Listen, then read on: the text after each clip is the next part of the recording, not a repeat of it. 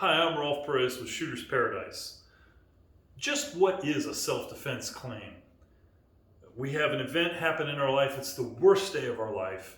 Someone tries to seriously harm yourself, your family member, you have to defend them. The other person ends up dying. This is the worst day of your life. Absolute terrible, terrible thing. Well, now you have to make a claim of self-defense because somebody's been hurt. Just what exactly is that? Well, a self-defense claim is often called an affirmative defense.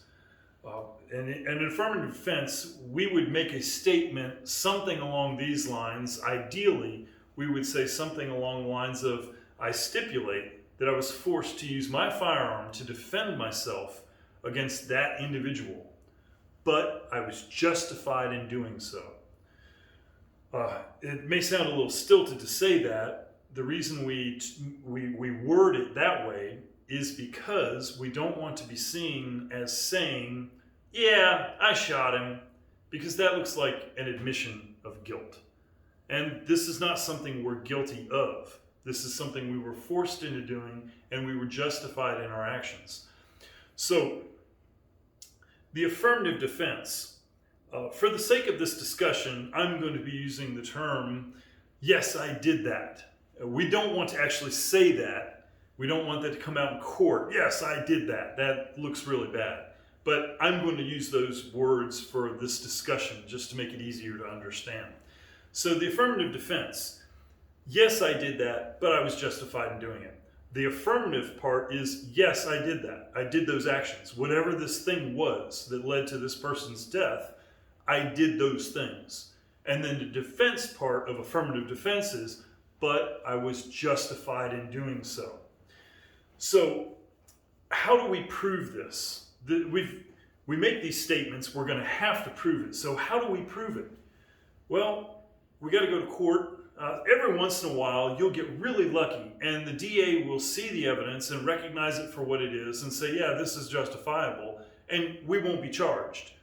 That's really, really wonderful, a tremendous win when that happens, but we cannot count on that. We need to assume we're going to have to answer for our actions in a court of law. So our actions, we have to have our actions analyzed and determined in a court to come to a conclusion as to what actually happened in this event. So my statements about what happened, whatever physical evidence there is there, whatever witness statements there are, all that stuff will be viewed by the jury, and the jury will come up with their own interpretation as to what the truth of the matter is. That then becomes the facts of the case. The jury is the finder of fact. So our actions, once we know what our actions are, then the law gets applied to our actions. So what's the law? Well, the law is, in Louisiana, revised statutes 1418 through 22. Those are our self-defense laws in Louisiana. Those are the laws that our actions will be, those laws will be a microscope that we look at our actions through to see if what we did lines up with the law and justification or not. So we get our justification laid out for us in 1418, and it tells us when a defense of justification can be raised. So what exactly is a defense of justification? Well, there's 5 parts to a claim of self-defense. Attorney Andrew Branca has done a very good job of categorizing it this way. The first element is innocence. The second element is imminence, proportionality, avoidance, and reasonableness. These are the 5 elements. So the first element of innocence, we have to be innocent. We can't be the bad guy. Now, I know in the court of law, the court doesn't see bad guys and good sides, it sees citizens in dispute. But I can't be the one doing the criminal acts in this situation. If I am, that's going to destroy my self-defense claim, and I won't be able to avail myself of justification. I'll end up in prison. So imminence, the next thing, the threat that I responded to, the thing that got me to take action that harmed the other person. The threat has to be imminent. It has to be about to happen. It's about to go down right now. And that has to be something that we have proof of. Proportionality. If the guy came up to me, I'm 6'3", nearly 250 pounds. So if a guy came up to me that weighed 75 pounds and was 4'7", and he put up his dukes and said, "I'm going to beat you to death," it wouldn't be proportional. My response would not be proportional if I took out a machine gun and leveled him. That's not appropriate or proportional. So courts have held that fists and fists make a proportional response. If somebody takes out a knife, I can use a gun.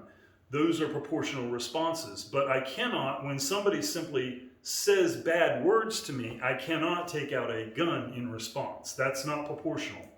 So proportionality is an important element.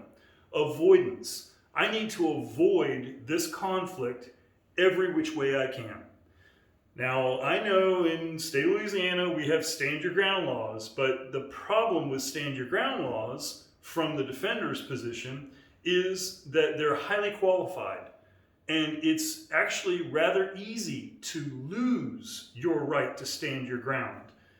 And then you need to retreat. So we always teach that everybody should always be retreating every opportunity you get. "I'm sorry, sir, I don't want any trouble," and back away. Do that every opportunity you can. And then finally, reasonableness. Innocence, imminence, proportionality, avoidance, and reasonableness. Reasonableness is, were you correct in was you not perfectly correct, but was it reasonable for you to think the guy actually was going to try to kill you? Or was that a completely unreasonable and crazy thing to think?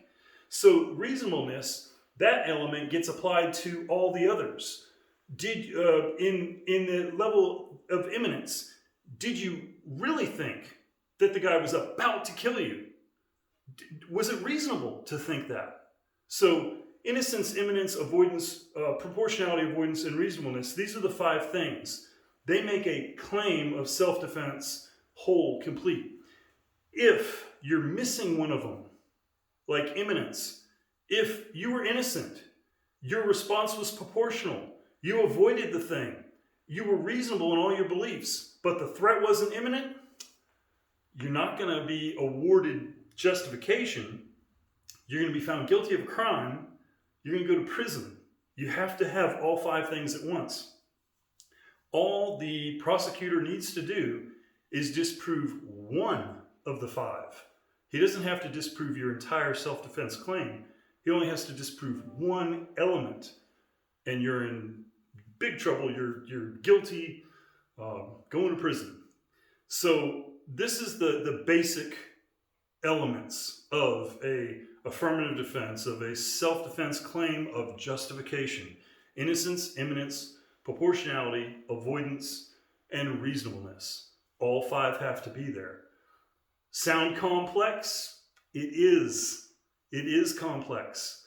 That's why if you're going to carry a gun for self-defense, we strongly recommend that you study the law, you know the law, and you know what you can and can't do. It's critically important. There'll be a whole lot more coming. There'll be really in-depth stuff on the Patreon channel. We'll have some more in Facebook. I hope this has been helpful. Let us know what you think. Thank you.